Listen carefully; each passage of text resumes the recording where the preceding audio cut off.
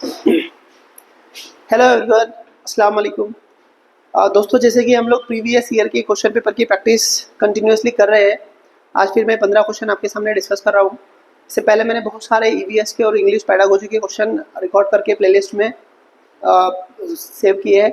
उसके अलावा सीटीपी, उर्दू और बाकी सारे सब्जेक्ट के भी वहाँ पे आपको देखने के मिलेंगे। तो प्रैक्टिस बहुत नेसेसरी है, ख़ास तौर पे सीटेट में।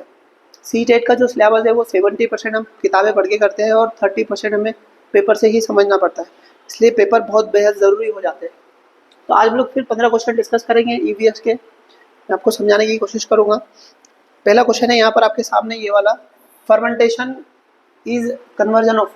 तो ये फर्मेंटेशन है क्या? तो यहाँ पर शुगर कन्वर्ट होता है अल्कोहल में। मैं आपको एक इमेज के थ्रू समझाने की कोशिश करता है। यहाँ पर देखो, यहाँ पर है ना, फर्मेंटेशन से हम लोग बहुत सारे प्रोडक्ट बनाते हैं, बहुत सारे।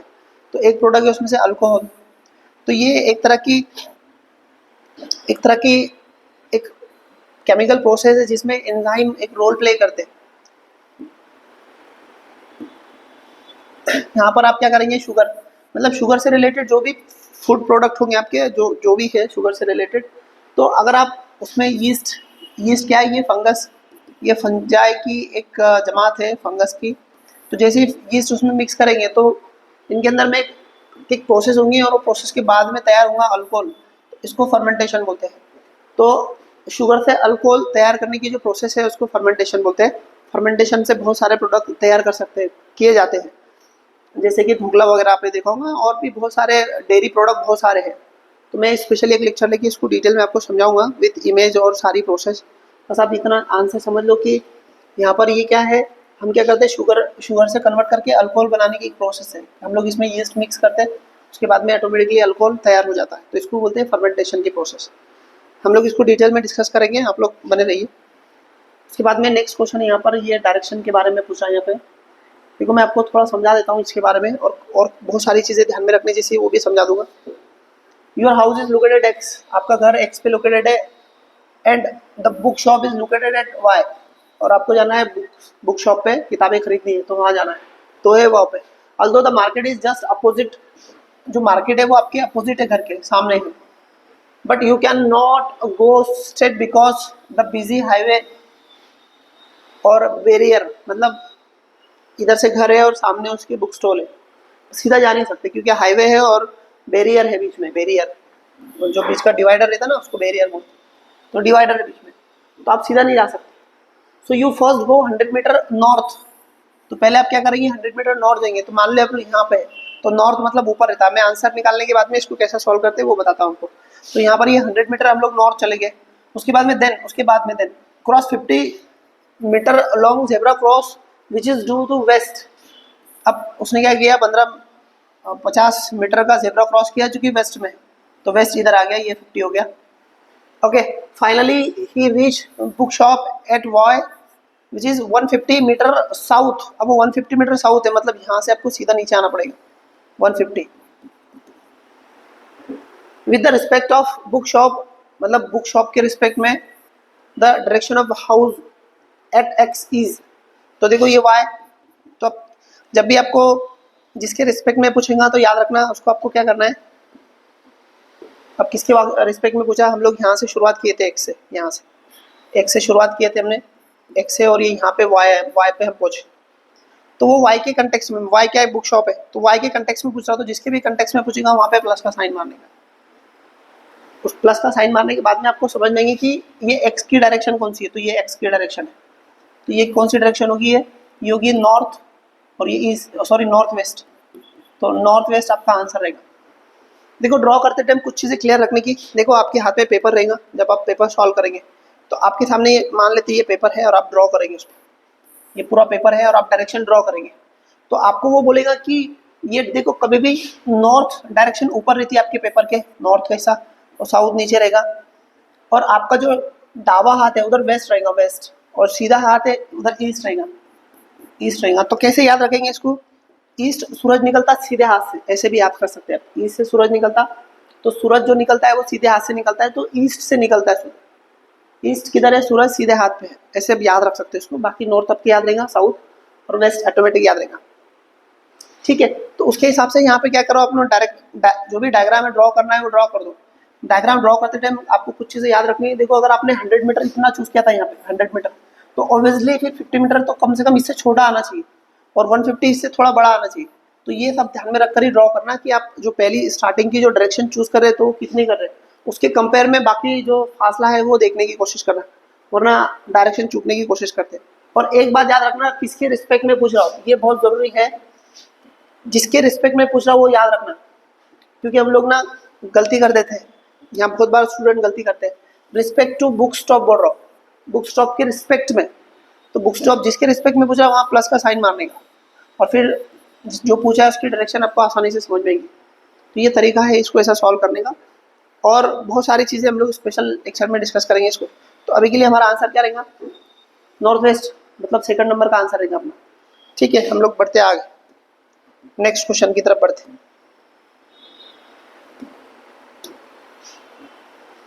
Free play is where children, तो फ्री प्ले क्या रहता है वो पूछ रहा है। तो देखो ये बहुत नॉर्मल क्वेश्चन था, ना रिपीट हुआ ना कुछ हुआ। तो फ्री प्ले मतलब जहाँ बच्चे फ्रीली खेल सकते हैं, चाहे इंडोर हो या आउटडोर, फर्क नहीं पड़ता, पर बच्चे फ्रीली खेल सकते हैं।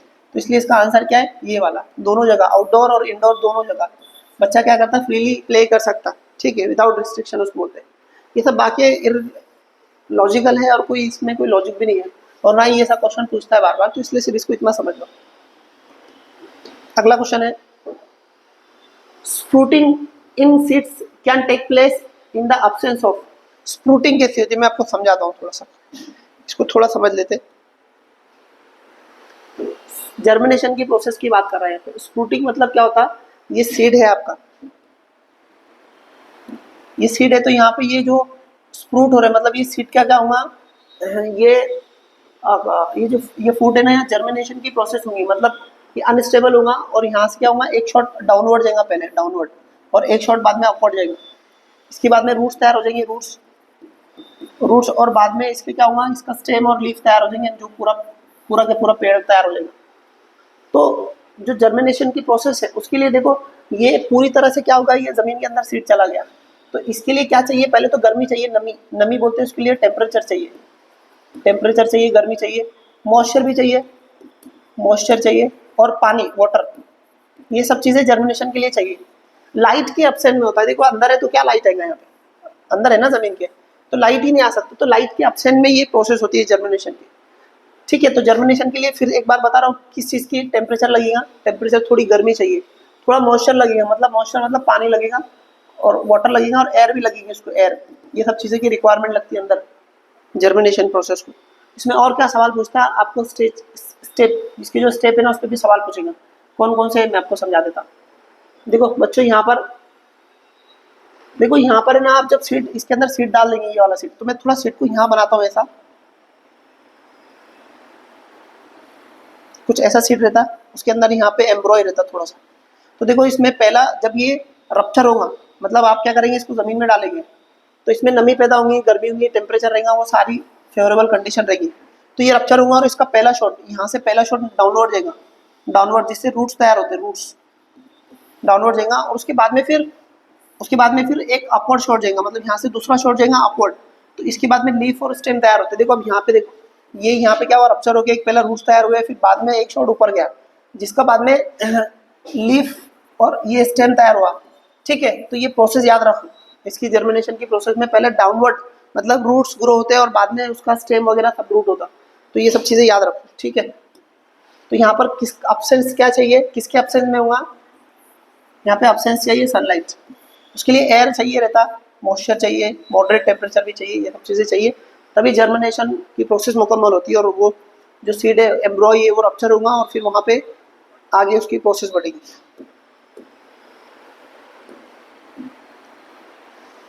अगला क्वेश्चन है, pasteurisation, pasteurise milk is heated to about, मतलब आप क्या कर रहे हैं, दूध को, मिल्क को पास्चराइज कर रहे हैं, पास्चराइज मिल्क कर रहे हैं, तो आप उसको कितना हीट करेंगे, कितना गर्म करेंगे, और कितने टाइम करेंगे, ये पूछा। देखो पास्चराइजेशन क्या रहता है, ये मिल्क या किसी चीज़ को प्रिजर्व करने के लिए, प्रिजर्वेशन के लिए ये टेक्निक अपनाई जाती है, सब लोग करते हैं घर में, दूध लेके आते हैं, गर्म करते हैं, उसको पास्चराइज करते हैं। तो उसको कितना गर्म करना चाहिए, तो देखो उसको, उसकी जो टेम्परेचर है ना 70 डिग्री सेल्सियस होना चाहिए, ये बात सही है, पर 5 मिनट नहीं चाहिए उसको, बहुत कम टाइम भी गर्म किया आपने तो हो जाता।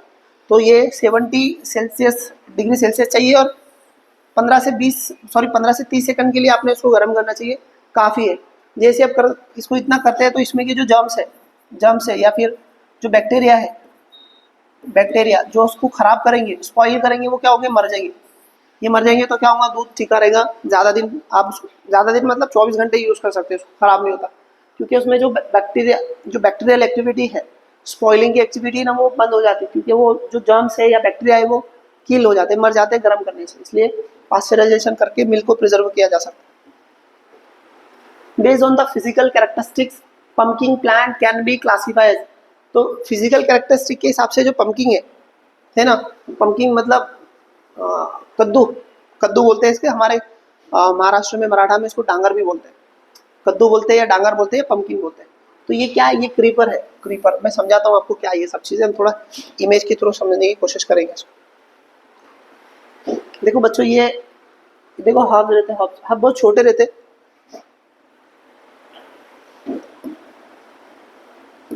ये हर्ब ना बहुत छोटा रहता है, 1 से 2 फीट, 1 to 2 फीट।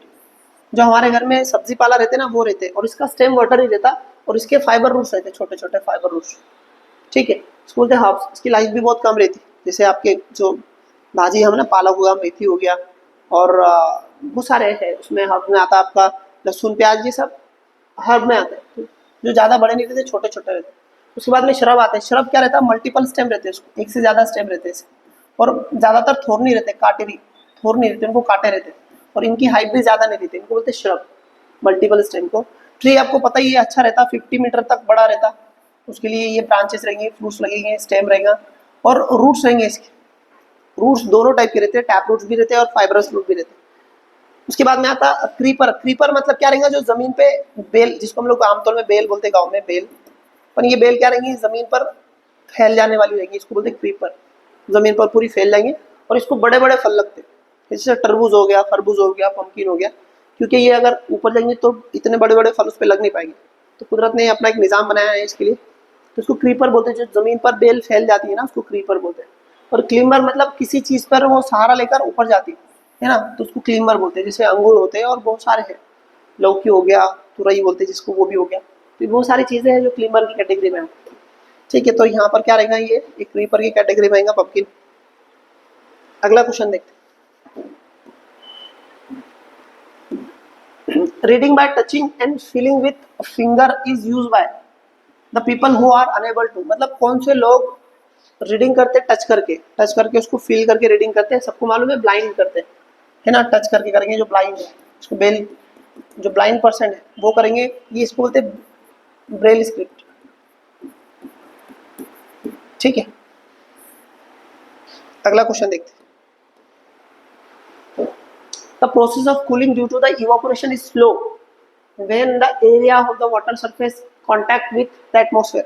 बहुत सवाल पूछ रहा है, इस पर थोड़ा समझिए इसको अच्छे से, क्योंकि इस पे ये ना आज ज़्यादातर बच्चों को कंफ्यूज कर रहा है। देखो सवाल क्या, एक बार समझा देता फिर बाद में करेंगे। The process of cooling due to the evaporation, मतलब कूलिंग इफेक्ट होता है कैसे, इवापोरेशन की वजह से क्या होता है, कूलिंग इफेक्ट होता है। तो वो स्लो कब होगा, मतलब कूलिंग कब स्लो होगा, उसकी वजह बतानी है आपको, एरिया से लेकर और एटमॉस्फेयर में टेम्परेचर और बहुत सारी बातों को लेकर।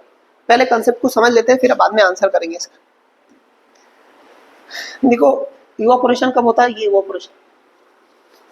इवापोरेशन कब होगा, जब उस पर ज़्यादा टेम्परेचर बढ़ेगा तो उसके सरफेस पे इवापोरेशन होता है, भाप बन के उड़ जाता। तो यहाँ पर ही आपके सामने देखो, ये जो इसका सरफेस है, ऊपर का सरफेस, तो इस पर जब धूप गिरेगी या सनलाइट गिरेगी या टेम्परेचर ज़्यादा हुआ तो जो सरफेस है उस पर क्या होगा, पानी भाप बन के उड़ जाएगा, इसको बोलते हैं इवापोरेशन। अब इवापोरेशन की वजह से क्या होता है, कूलिंग इफेक्ट होता है। समझते हैं क्या है कूलिंग इफेक्ट। इवापोरेशन की वजह से कूलिंग इफेक्ट कैसे होता है वो समझेंगे, और फिर वो स्लो और हाई कैसे होता है वो बाद में समझेंगे। देखो जब ये लिक्विड है और ये क्या है, गैसेस है। जैसे पानी है ना, यहाँ से पानी क्या होता है, गैस में कन्वर्ट होता है टेम्परेचर की वजह से, गर्मी की वजह से, है ना। जैसे आप टेम्परेचर देंगे, धूप देंगे तो क्या होगा, वो गैस में कन्वर्ट होगा।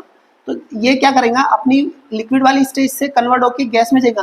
तो यहाँ पर इनके बीच में जो इनका जो बॉन्ड रहता, मतलब एक स्टेज को चेंज करके दूसरी स्टेज को जाने में कुछ तो एक्स्ट्रा बॉन्ड तोड़ने पड़ते हैं उनको, जब वो क्या करता अपनी स्टेज कन्वर्ट करता। तो जब ये कन्वर्जन होता है, यहाँ पे कन्वर्जन होता तो एक्स्ट्रा हीट लगती, ज़्यादा हीट लगती, हीट ज़्यादा, जिसको लैटेंट हीट बोलते हैं। ज़्यादा हीट लगेगी, ज़्यादा गर्मी लगेगी, तो ये ज़्यादा गर्मी क्या करेगा, ये अब्जॉर्ब कर लेगा यहाँ पे, क्योंकि उसको लिक्विड से गैस में कन्वर्ट करने के लिए एक्स्ट्रा एनर्जी लगती, ज़्यादा रिक्वायर्ड लगती। तो क्या होता फिर वो ये क्या करेगा, हीट को या एनर्जी को कंज्यूम करेगा यहाँ पे। तो जैसे यहाँ की वो हीट कंज्यूम करेगा तो यहाँ पे ठंडा होगा ऑटोमेटिक, उसको बोलते हैं कूलिंग इफेक्ट। कहने का मतलब ये है कि इवापोरेशन की वजह से कूलिंग इफेक्ट होता। अब वो मैंने आपको कंसेप्ट समझाने की कोशिश की, उसको समझ लो एक बार अच्छे से, रिपीट करके देख लेना, समझ में आ जाएगा। अब एक बात तो क्लियर होगी कि इवापोरेशन ज़्यादा रहेगा तो कूलिंग इफेक्ट ज़्यादा रहेगा, इवापोरेशन कम तो कूलिंग इफेक्ट कम होने लगेगा, ये तो बहुत क्लियर है। तो अब हमको देखना है कि इवापोरेशन कब ज़्यादा रहता है और कब कम रहता, क्योंकि इवापोरेशन के प्रोपोर्शन में ही कूलिंग इफेक्ट रहने वाला है। अगर इवापोरेशन बहुत ज़्यादा हुआ तो कूलिंग इफेक्ट भी बहुत ज़्यादा रहेगा, इवापोरेशन कम तो कूलिंग इफेक्ट भी कम रहेगा। तो अब इवापोरेशन ज़्यादा होने की वजह बताता है। पहले तो अगर सरफेस एरिया अगर बड़ा है, एरिया ज़्यादा है, सरफेस एरिया ज़्यादा है तो इवापोरेशन ज़्यादा हुआ है ना। अगर आपने एक ग्लास में पानी लेके रखा तो उसको कम सरफेस एरिया रहेगा, यानी इवापोरेशन ऊपर की सतह से होगा, सरफेस से होगा। पर आपने उसको बड़ी जगह में रखा तो क्या हो रहा, बड़ा एरिया मिल रहा है एक्सपोजर, तो ये ज़्यादा बड़ा एरिया रहेगा तो ज़्यादा उस पर हीट ऊपर से अपना काम करेंगे, टेम्परेचर अपना काम करेंगे और इवापोरेशन ज़्यादा रहेगा। मतलब जितना बड़ा एरिया उतना इवापोरेशन ज़्यादा, जितना छोटा एरिया उतना इवापोरेशन कम। तो मतलब ये एरिया पे डिपेंड करता है, ठीक है, पहला। दूसरा यहाँ पर वो टेम्परेचर पे भी डिपेंड करेगा।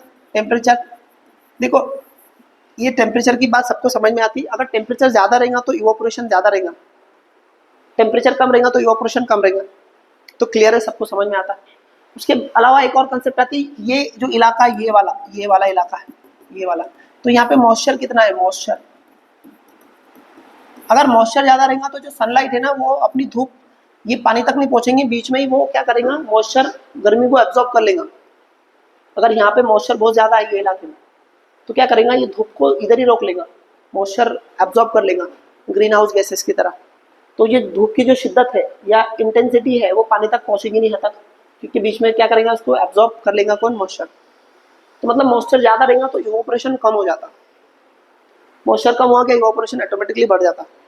तो मतलब इवापोरेशन के बहुत सोर्स है। तो अब एक तो सरफेस एरिया ज़्यादा होगा और टेम्परेचर ज़्यादा होगा तो इवापोरेशन ज़्यादा होगा, उसकी वजह से कूलिंग इफेक्ट भी ज़्यादा होगा। अगर टेम्परेचर कम हुआ या फिर सरफेस एरिया कम हुआ तो इवापोरेशन भी कम होगा और कूलिंग इफेक्ट भी कम होगा, ठीक है। ये तो इनके प्रोपोर्शन में चलते हैं। पर इनके इन्वर्सली प्रोपोर्शन में क्या रहेगा, मॉइस्चर। अगर मॉइस्चर बढ़ गया तो इवापोरेशन कम होगा, कूलिंग इफेक्ट भी कम होगा। मॉइस्चर कम होगा, इवापोरेशन बढ़ेगा और फिर कूलिंग इफेक्ट भी उसके साथ साथ बढ़ेगा, ठीक है। उम्मीद है आपको समझ में आया होगा। अब देखते हैं, देखो process of cooling due to the evaporation, मतलब इवापोरेशन की वजह से क्या हो रहा, कूलिंग इफेक्ट हो रहा। क्यों हो रहा अभी समझाया मैंने आपको। इज स्लो, तो मतलब कूलिंग इफेक्ट स्लो हो गया, इसका मतलब इवापोरेशन भी स्लो हो गया। तो व्हेन अब वो क्यों हो रहा, तो क्या बोल रहा हूँ, area of water surface contact with atmosphere, मतलब ये एटमोसफेयर और एरिया दोनों की बात कर रहा हूँ। तो क्या आंसर रहेगा, पहले आपका एरिया इंक्रीज होना चाहिए, क्या स्लो हुआ, तो इंक्रीज नहीं होना चाहिए, डिक्रीज होना चाहिए। तो इसलिए क्या रहेगा, ये वाला आंसर रहेगा, यह आंसर रहेगा। क्योंकि स्लो हुआ ना तो एरिया कम होगा, इसलिए इवापोरेशन भी कम हुआ, इसलिए कूलिंग इफेक्ट भी कम हो गया। तो यहाँ पे डिक्रीज होना चाहिए, कम होना चाहिए, क्योंकि हमको कूलिंग इफेक्ट को कम करना है, लो करना है, ठीक है। उसके बाद में एटमॉस्फेरिक टेम्परेचर, अब ये एटमॉस्फेरिक टेम्परेचर है, इसने भी कम होना चाहिए। टेम्परेचर कम होगा, इवापोरेशन कम होगा तो कूलिंग इफेक्ट भी स्लो होगा। तो टेम्परेचर इज ऑल्सो लो, तो मतलब आंसर क्या रहेगा आपका, ये वाला, हाई नहीं चलेगा इसमें, इसलिए 4 नंबर का आंसर रहेगा आपका। The newly dance form of the Bundelkhand region is, Bundelkhand region का डांस फॉर्म कौन सा है, तो डांस फॉर्म कौन सा है, ये वाला स्वैंग। ये बुंदेलखंड मतलब मध्य प्रदेश का है। कुछ चीजें मैं आपको मैप में क्लियर कर देता।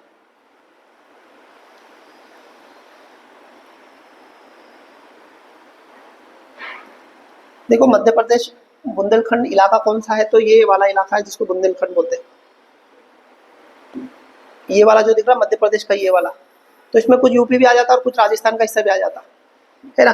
तो इसको बोलते हैं बुंदेलखंड का इलाका। और वो जो डांस फॉर्म है ना वो यही का है, स्वांग। ठीक है। उसके बाद में ये यहाँ पर ये बच्चों ये दिख रहे हैं ना, इसको मालवा बोलते हैं, इसको मालवा बोलते हैं, मालवा। ये भी मध्य प्रदेश में आता है, मालवा, मालवा। ठीक है। तो यहाँ का जो डांस फॉर्म है वो क्या है, मटकी, मटकी समथिंग है ना, मटकी, मटकी है, मटकी, है ना। तो ये भी मध्य प्रदेश का है, सॉन्ग भी मध्य प्रदेश का है और मटकी भी मध्य प्रदेश का है। तो सॉन्ग क्या है, बुंदेलखंड में आता है और ये मालवा रीजन में आ जाता है। कौन सा, मटकी। ये दोनों ही जो फॉर्म है, डांस फॉर्म है, वो कहाँ के, मध्य प्रदेश के। उसके अलावा ये यहाँ पर जो, उसके अलावा जहाँ पर आप देखेंगे ये वाला हिस्सा, तो यहाँ पर है ना सातपुड़ा पहाड़ है, सातपुड़ा। तो सातपुड़ा पहाड़ में ट्राइब्स रहते हैं। तो ये ट्राइब्स है ना एक तरह का डांस परफॉर्म करते हैं। वो डांस कौन सा फॉर्म है, वो ऑप्शन में दिया है यहाँ पे देखो।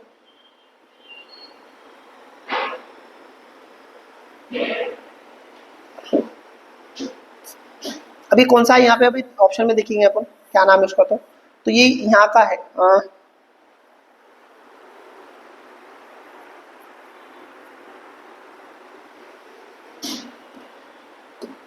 आगे देखना पड़ेगा उसको।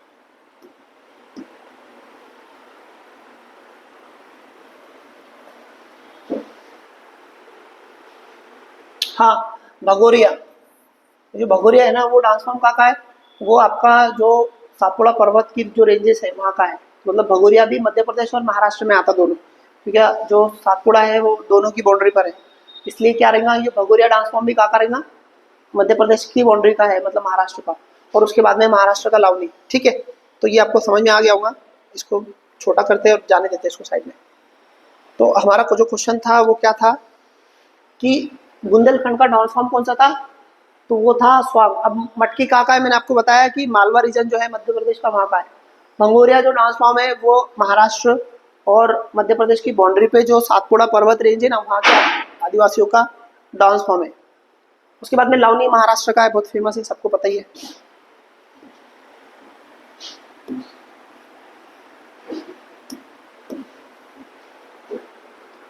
In case plant identify the correct option. तो प्लांट्स के बारे में आपको करेक्ट ऑप्शन कौन सा है पहचानना है, ठीक है। पहला ऑप्शन है प्लांट प्रिवेंट सॉइल इरोजन। ये बात सही है, प्लांट क्या करते हैं, सॉइल इरोजन को प्रिवेंट करते हैं।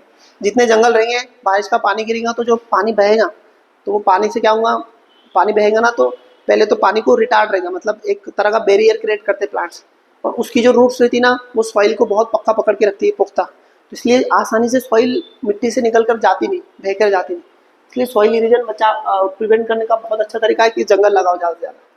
उसके बाद में नेक्स्ट ऑप्शन है dead and dried leave are use for making fertiliser. ये बात सही है, पेस्टिसाइड नहीं बनाते, सिर्फ फर्टिलाइजर बनाते। जो डेड एंड ड्राई पार्ट्स है ना लीव्स का, तो वो फर्टिलाइजर यूज होता है, ये बात सही है। और बहुत अच्छा फर्टिलाइजर रहता है, जिसको ऑर्गेनिक फर्टिलाइजर बोलते हैं लोग, पर उसका पेस्टिसाइड बनाते, ये गलत है। Animal provide shelter for plants. Animal provide shelter for plants. Animal कैसे प्रोवाइड करेंगे शेल्टर, प्लांट प्रोवाइड शेल्टर इनको करते हैं, ये बात सही है। पर एनिमल नहीं प्रोवाइड कर सकते प्लांट्स के लिए, प्लांट्स खुद का शेल्टर खुद बना लेते, ठीक है। तो ये गलत हो गया। Plants provide us seed some which can be eaten. तो ये जो प्लांट्स है ना, हमको बहुत सारे सीड प्रोवाइड करते हैं, जो हम लोग खाते भी उसमें बहुत सारे। जवार बाजरा, ये क्या है, एक तरह के सीड से है, जवार बाजरा गेहूँ चावल, तो हम खाते, ये बात सही है। तो ये ऑप्शन सही है। तो पहला और डी ऑप्शन सही है, ए और डी। तो आंसर रहेगा ये वाला।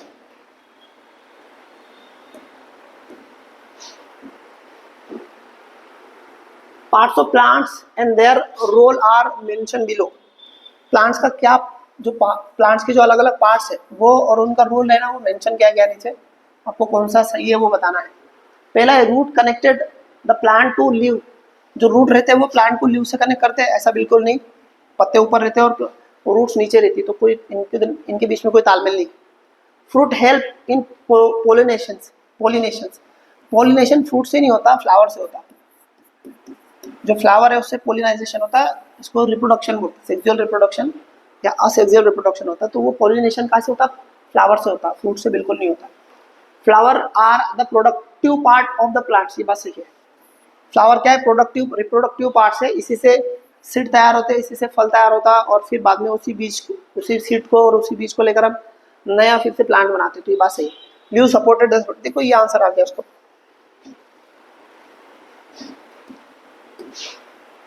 Select from the following pair of union territory in India।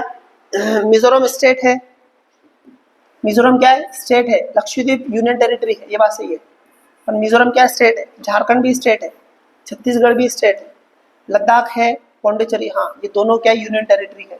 Jammu Kashmir है, उसके बाद में नागालैंड स्टेट है, इसलिए आंसर क्या रहेगा आपका? ये वाला।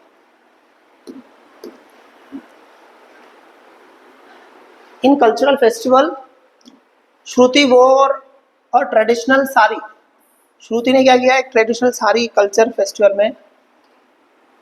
फेस्टिवल में श्रुति ने एक ट्रेडिशनल साड़ी पहनी महाराष्ट्र की, तो वो कौन सी रहेगी?